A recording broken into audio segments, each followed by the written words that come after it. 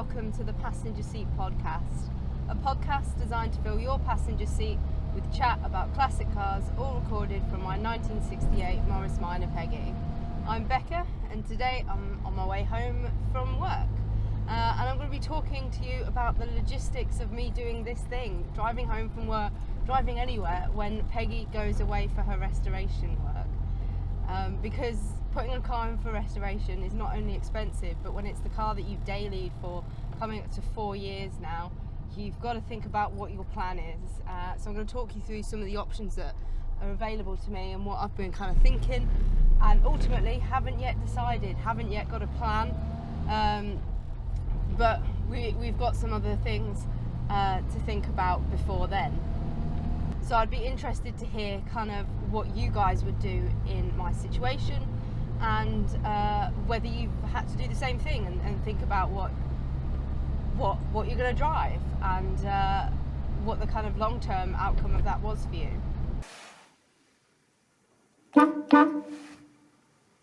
So I've had Peggy for nearly 4 years now, been daily driving her, and have covered around 35,000 miles together, and according to like all her paperwork and stuff, she's probably not had anything major bodywork wise since the kind of mid-2000s, so she's held up reasonably well, and unfortunately since she's come into my ownership, a lot of rust bubbling and other problems have come through, so she's going in for this big restoration work, and it's going to involve some welding, lots of other work. Basically the plan is, to the best of our ability, if something needs doing, it will get done, because I'd rather it was all done and it lasted, because there wasn't stuff that we'd had to kind of avoid, and it's a huge privilege to be able to do that.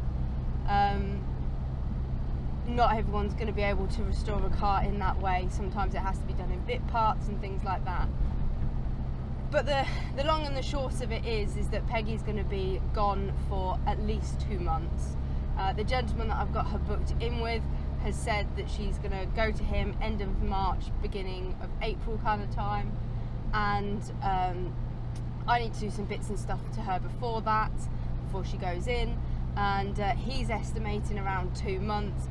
Realistically, in my head, I'm thinking if she's back with me for MMOC National at the British Motor Museum at the end of June, then that's a big win.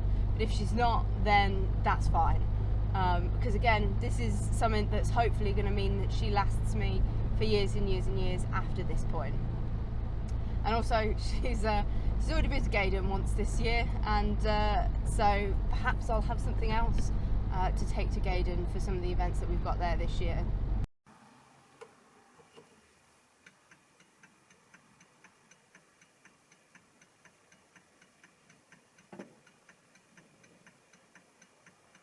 So I've got a few options. I've obviously got to find a way of still being able to get to and from work, still kind of perhaps recording the podcast.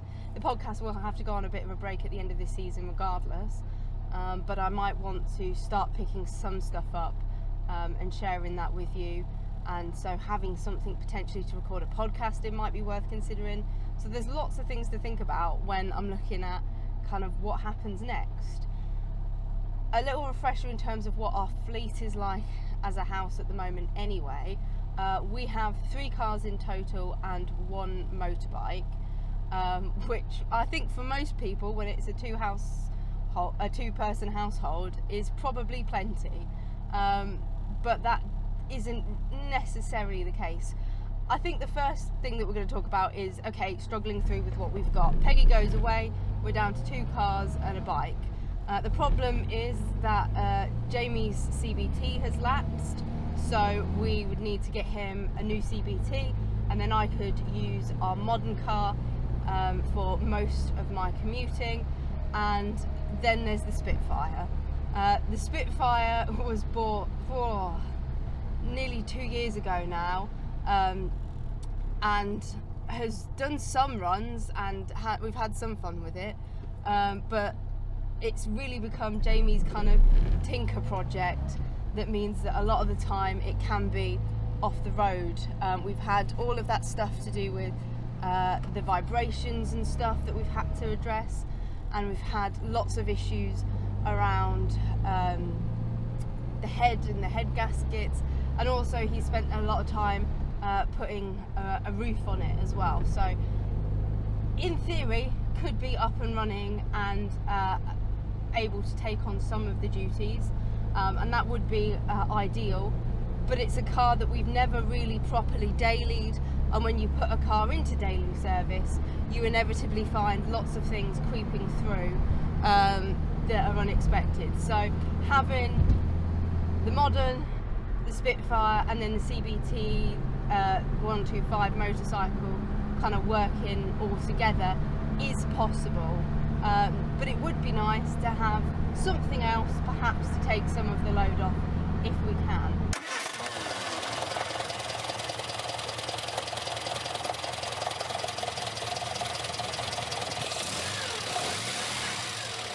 So when I've been looking at my options for something else, obviously the most obvious plan is to get hold of another vehicle that I could drive. It is a prime opportunity for me to try out another car, perhaps a different classic, and daily that for a while and see kind of what that's like. I've obviously had a bit of experience using some other classics on a more short-term basis, but perhaps using something on a more long-term loan would be interesting. Buying that vehicle is possible, but in terms of funds and stuff like that, we would probably have to sell it towards the end of Peggy's restoration to recoup some of the costs that we'd need for that. So the key thing really, if we buy a car, is not getting attached to it. I never intended to get attached to Peggy. I never thought that she was going to be a forever car, and yet here we are spending twice what she's worth on getting a restoration done. So that's possibly a risk. I'd have to really get into that Christmas car mindset of this is a short-term thing that we're trying out for a bit and it needs to sell. We need to go through it reasonably quickly, and then if I decide in December that I want to take Peggy off for winter because of the new restoration and stuff and protect her a little bit more than I have been, we again get into that Christmas car mindset of trying out another car for a short period of time and then selling it. So that is an option. We have been looking at that. My mum and several other people have been quite keen in sending me quite a few options that are on Facebook Marketplace, and so that is up for consideration, and there's a few things that I'm interested in trying. There was a car that came up just before Christmas that was absolutely lovely and was nearly quite close to us and decent price for what we needed it for the short period of time, but unfortunately got deleted / sold not long after I'd spotted it, so I didn't even really get a response from the seller. And that's the thing, buying a car at this time of year is only really going to get more and more difficult the closer to Peggy's restoration we go, because people do want to start buying cars to enjoy them over the summer, and things are going to get more and more competitive.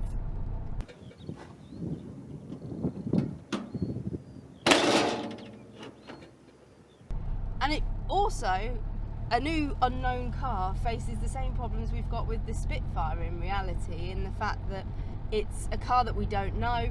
We don't know what the issues might be with it.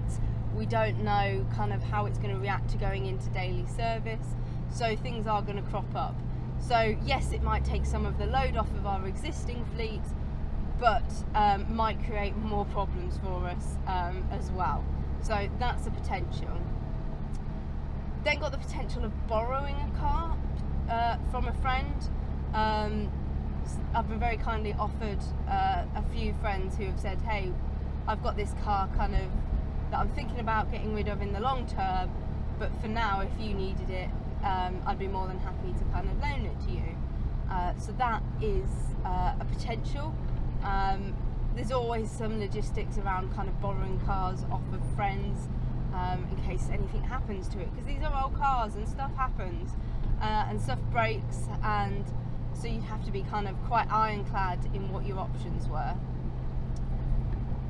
And then we've got the Classic Car Loan Project, which might work quite well with what we're going for. I have put my name in, and if you don't know what it is, it's a fantastic scheme that was set up in order to pair primarily young people, but people that are interested in getting into the classic car scene, with a car to try out for a year or a period of time. And the idea is that you kind of work with the owner, look after it for a year, house it for a year, take it out to events and experience the ownership of that car, and then that might be kind of a stepping stone to your ownership in future, because classic cars are getting more and more expensive, and also insurance for them isn't getting any cheaper as well, so it can be a nice way to kind of try before you buy for them, but also it's about getting kind of the image of young people driving classic cars and trying out classic cars out to a new audience. They've got quite a lot of like pre-war stuff and that's on there, so it's an option potentially for someone who's used to a certain era of car trying out something else. So they've got 80s and 90s stuff all the way back to kind of pre-war cars as well. So a really fantastic scheme, and worth kind of looking into and applying for if you don't have a classic car and you're looking to try one out, and also if you own a classic car and you're looking to try out something different and see what that kind of does for you. The individual hirings of the cars is quite unique to the owner and the owner's club. Some of them are okay with you partaking in like trials with them. Some of them don't want you using them for kind of commutes and stuff like that. Some of them you have to have a garage. Some of them aren't so fussed. It's all down to kind of the individual car and obviously the owner, because it's still their car. You're just borrowing it for a year. So that poses some difficulties in what I'm looking at in terms of I couldn't use it in the same way necessarily that I use Peggy every single day, but it would offer us an extra alternative vehicle for the year to take to events, to take to shows, and perhaps alternate with things like the Spitfire and the Modern in terms of getting us about to some things. And I think it could be a great opportunity.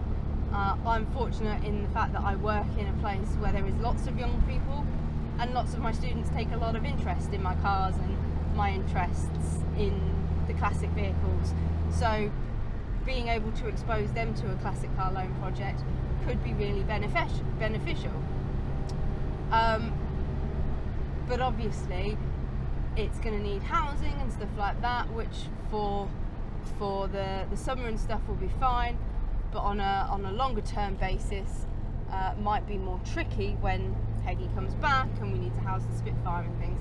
It's an issue we've got anyway, and it is one that we're looking into addressing by probably garage extension or some other thing.